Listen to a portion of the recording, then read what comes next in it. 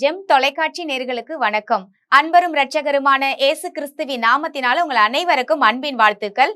மணவாளன் வரப்போகிறார். அதற்கான ஒரு வேத வசனம் மத்தேயு 24:44 வசனத்தை இப்பொழுது நாம் வாசிக்கலாம். நீங்கள் நினையாத நாழிகையிலே மனுஷகுமாரன் வருவார், ஆதலால் நீங்களும் ஆயத்தமாயிருங்கள். நீங்க நினைக்காத ஒரு நேரத்துலதான் கடவுள் வரப்போகிறார்னு சொல்லி இந்த வேத வசனம் நமக்கு அழகாக சொல்லி இருக்கிறது. கடவுள் எப்போ வருவாருன்னு சொல்லி இன்னைக்கு அநேக கிறிஸ்தவர்கள் பாருங்க எதிர்பார்த்துட்டு இருக்கிறோம். ஏன்னா அவருடைய வருகை எல்லாருக்குமே பாருங்க ஒரு நற்செய்தியாக இருக்கிறது. இந்த உலகத்துல பாருங்க வாழ்ந்து ரொம்ப போர் அடிச்சிருச்சிங்க, கடவுளை பார்த்துக்கிட்டு பரலோகம் எப்போ போய் சேர்றதுன்னு சொல்லி வயசானவங்களும் சொல்றாங்க. இன்னைக்கு கிறிஸ்தவர்களை அநேக பேர் சொல்றாங்க. என்ன சொல்றாங்க பாருங்க, பரலோகத்துல தேவனோடு வாழ்கிற வாழ்க்கை தான் பாருங்க நிம்மதியை கொடுக்குது. இந்த பூமியில வாழ்ற வாழ்க்கை நமக்கு ரொம்ப கஷ்டத்தையும் கவலையும் பாடுகளையும் எத்தனை நாள் தான் நான் அனுபவிச்சுக்கிட்டு இருப்பேன், மணவாளன் இயேசு கிறிஸ்து எப்போ வருகிறார் என்று பாருங்க இப்படி ஒருத்தர் யோசிச்சுட்டு இருக்காங்க.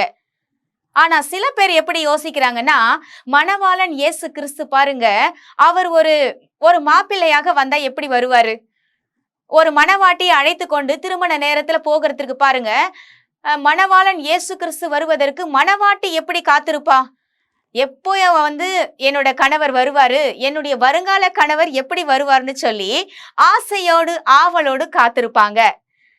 இரண்டு விதமான ஒரு காத்திருப்பு இங்க பார்க்கிறோம். ஒரு காத்திருப்பு பாருங்க, வாழ்ந்தது போதும்னு சொல்லி வாழ்க்கையை வெறுத்து கடவுள்கிட்ட போக நினைக்கிறது, அது ஒரு காத்திருப்பு.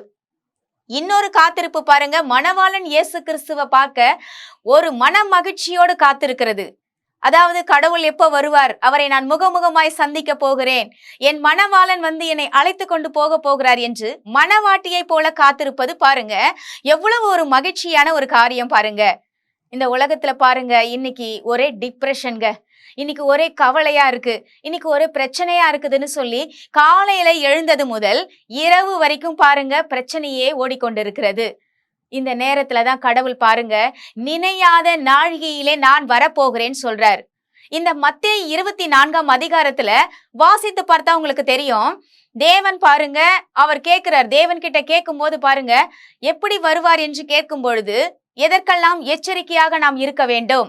முதலாவது பாருங்க அவர் சொல்றாரு, கள்ள தீர்க்கதரிசிங்க வருவாங்க, நீங்க முதலாவது எச்சரிக்கையா இருக்கணும், கிறிஸ்துவர்களை போல வருவாங்க. இப்படியெல்லாம் தேவன் நமக்கு பாருங்க எப்படி நம் மனிதர்கள் மத்தியில எச்சரிக்கையா இருக்கணும், எப்படிப்பட்ட கிறிஸ்துவ வாழ்க்கையிலும் எச்சரிக்கையா இருக்கணும் என்று அவர் சொல்லிக்கொண்டே வருகிறார். மணவாளன் இயேசு கிறிஸ்து வருவது ஒரு சந்தோஷமான விஷயங்க. ஆனா மனிதர்களால் அதற்கு முன்பதாக பகைக்கப்படுவீர்கள். இதுதான் உண்மையான விஷயம். ஒருவேளை உங்க வீட்டுல என்ன பிரச்சனை நடந்துகிட்டு இருக்குதுன்னு எனக்கு தெரியாதுங்க, ஆனா கடவுள் பாருங்க எனக்கு உணர்த்தினார் இந்த விஷயத்த சொல்ல. மக்கள் அநேக பேர் ஏன் ஒருவருக்கொருவர் இப்படி சுயநலமாக வாழ்கிறாங்க, இப்படியெல்லாம் ஏன் சிந்திக்கிறாங்கன்னு சொல்லி அநேக பேர் கேள்வியை எழுப்பிக்கிட்டே இருக்காங்க. ஆனா என்னோட வாழ்க்கையிலும் கூட பாருங்க முன் காலத்துல வாழ்ந்த வாழ்க்கையை விட இப்ப வாழ்ற வாழ்க்கை ரொம்ப ரொம்ப டிஃப்ரெண்டான ஒரு வாழ்க்கை. ஏன்னா அந்த மனுஷர்களுக்கும் இந்த மனிதர்களுக்கும் பாருங்க நிறைய ஒரு வேறுபாடு இருக்கிறது. ஏன்னா அந்த காலத்து மனிதர்களை பார்க்கும்போது நம்ம யாரையுமே நம்பலாம், உதாரணமாக ரோட்ல போற ஒரு மனிதனை கூட நம்பலாம். ஆனா இன்னைக்கு காலகட்டத்துல பாருங்க யாரையுமே நம்ப முடியாத ஒரு காலகட்டம். ஏன், கடவுள் தீர்க்க தரிசனமாக சொல்லிட்டாருங்க. அவர் பாருங்க என்ன நடக்க போகிறது என்று வேதாகமத்துல பாருங்க படிச்சு பார்த்தாவே தெரிஞ்சுக்கலாம். மனிதர்களால் பகைக்கப்படுவீர்கள், அவருடைய நாமத்தினால பகைக்கப்படுகிறது வேறங்க. ஆனா கடைசி காலத்துல பாருங்க மாமியாருக்கு விரோதமா மருமக, பிள்ளைகளுக்கு விரோதமா பெற்றோர்கள், இப்படியெல்லாம் எழும்புவார்கள், அன்பு தணிந்து போகும் என்று சொல்றாங்க. ஆனா பாருங்க வேதத்துல எழுதியிருக்கிறது இன்னைக்கு நடக்குதுங்களா இல்லையா? நிச்சயமாகவே சொல்லுகிறேன், வேதம் எந்த அளவுக்கு உண்மையான விஷயம் என்பது நம்முடைய வாழ்க்கை நடைமுறையை பார்த்தா தெரிஞ்சுக்கலாம். இது ஆச்சரியப்பட ஒண்ணும் இல்ல. இவங்க ஏன் அப்படி இருக்காங்க, அவங்க ஏன் அப்படி இருக்காங்கன்னு சொல்லி பேசுவதை நாம் நிறுத்த வேண்டும்.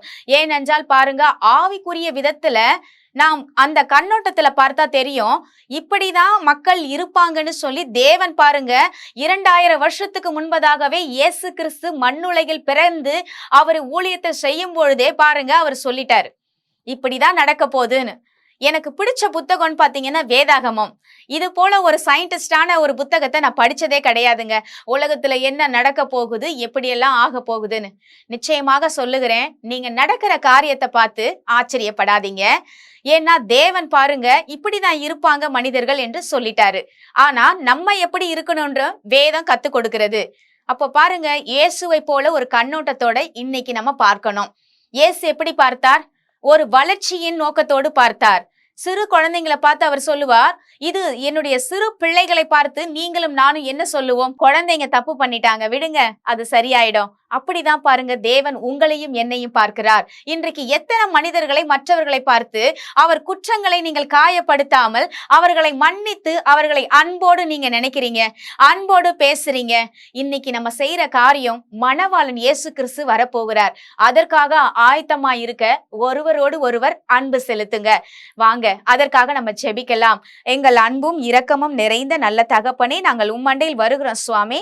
இந்த நாட்கள்ல நாங்க ஆண்டவரே மணவாளன் வரப்போகிறீர் என்று பார்த்தோம். மணவாளன் இயேசு கிறிஸ்து வருவதற்கு முன்பதாக ஏசப்பா நாங்க இந்த உலகத்துல செய்யக்கூடிய காரியங்களை எங்களுக்கு கற்றுக் கொடுத்திருக்கிறீர். நாங்கள் ஒருவரோடு ஒருவர் அன்பாய் இருக்க உம்முடைய அன்பை எங்கள் இருதயத்துல ஊற்றும்படியாக நாங்கள் வேண்டிக் கொள்கிறோம் சுவாமி. இந்த சுயநலம் இல்லாத அன்பு ஆண்டவரே, தேவனுடைய ஆகாப்பிய அன்பு ஆண்டவரே, என் தேவன் எதையும் எதிர்பார்க்காத அன்பு எங்கள் இருதயத்துல நீர் ஊற்றப்படட்டும் சுவாமி. இந்த காலை வேளையில இந்த தொலைக்காட்சி பார்த்து கொண்டிருக்கிற ஒவ்வொரு ஜனங்களையும் ஆண்டவரே, தன்னை வெறுக்கிறவர்களை கூட நேசிக்கிற அன்பை என் தேவன் நீர் ஆண்டவரே அவர்களுக்கு கொடுக்கும்படியாக நாங்கள் வேண்டிக் கொள்ளுகிறோம். இயேசுவின் மூலம் ஜெபிக்கிறோம் நல்ல தகப்பனே, ஆமென். கர்த்தர் நம் அனைவரையும் ஆசீர்வதிப்பாராக. God bless you.